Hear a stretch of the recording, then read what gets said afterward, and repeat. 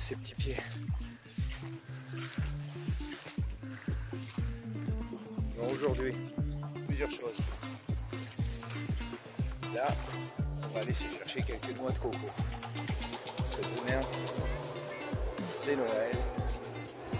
Et donc, on va préparer un petit peu des petits mets délicieux. Et la noix de coco en fait partie. On va la transformer. On va en faire de la gelée de coco.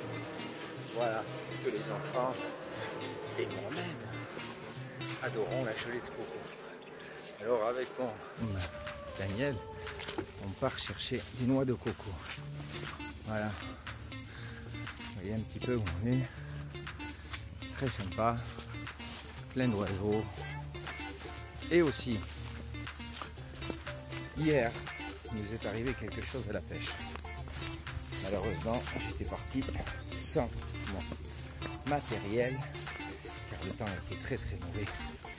Je ne pensais pas vraiment que nous allions avoir des surprises en sortant nos casiers à crabe. Et pourtant, oui, il y avait dedans un varan de plus de 1 mètre, bloqué dans un nouveau casier que j'avais, on va dire, pas inventé, mais préparé pour la sorte, pour pouvoir attraper des très gros crabes. Et en fin de compte, on a attrapé un varan, comme un varan de Komodo, un dinosaure.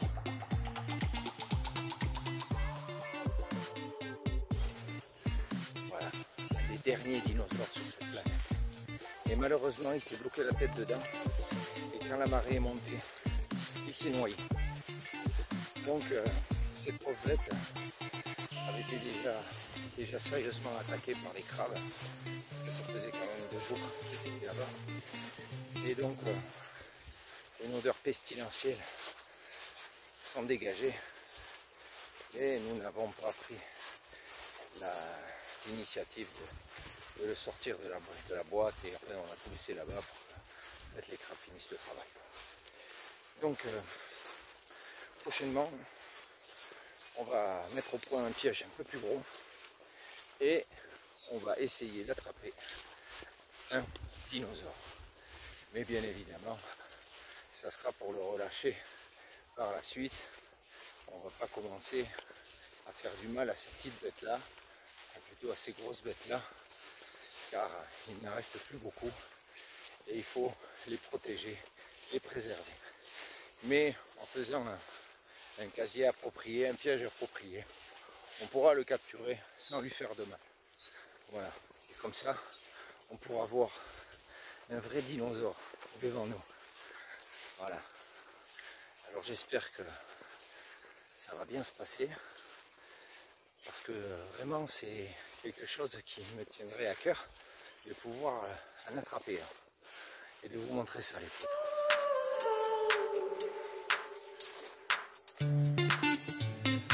On va aller chercher des petites noix.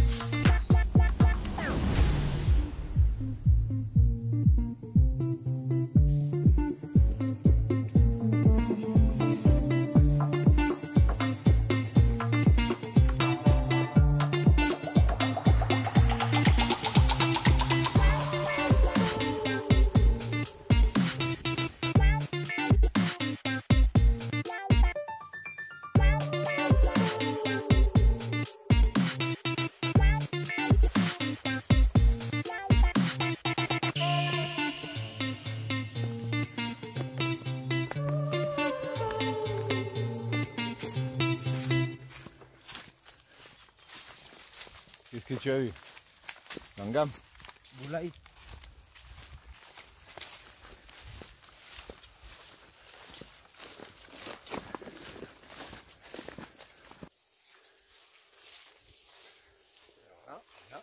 jackfruit.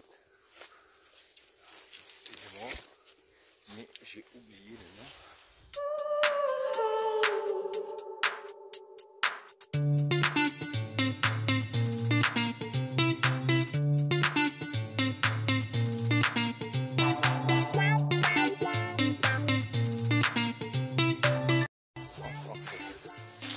Mais en anglais, ce sont des jackfruit. Alors ça peut peser plusieurs dizaines de kilos. Devenir monstrueux. Et c'est très très bon, très sucré. Et vraiment on peut l'utiliser de plusieurs sortes, de plusieurs manières. Donc on peut le faire en sauce ou le manger comme un fruit. On peut récupérer juste les graines après que vous les ayez mangées pour pouvoir les faire, on va dire, un peu comme des châtaignes. Vous les faites bouillir et vous pouvez même aussi les faire sauter à la poêle comme des châtaignes aussi. Marron, grillé. C'est très bon. Et il y en a vraiment de très bons. Je vous en montrerai. Sur mon coin. Je vous en montrerai. On va une petite dégustation de jackfruit. Ok les potos.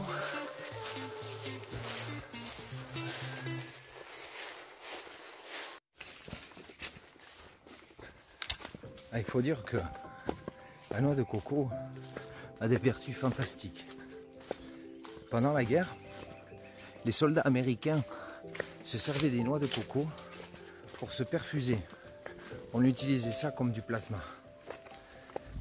Car la noix de coco est pure.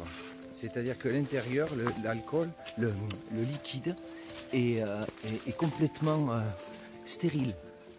C'est vraiment quelque chose de magique. Et il se rapproche au plasma. Les noix de coco ont sauvé des milliers de jeunes garçons. Vraiment. C'est quelque chose d'incroyable. Et la coco, en fait, le cocotier n'est pas un arbre. Il fait partie de la famille des plantes. Voilà. On peut remarquer que le cocotier a des segments. Vous voyez ? Voilà. Donc, il n'a pas la pousse qu'un arbre a normalement, c'est-à-dire un tronc qui est complètement à la verticale. Là, on voit bien les segments du cocotier. Voilà. Mais on dit qu'on appelle bois de coco. Faire des maisons, c'est pas un bois qui est très résistant au niveau du temps.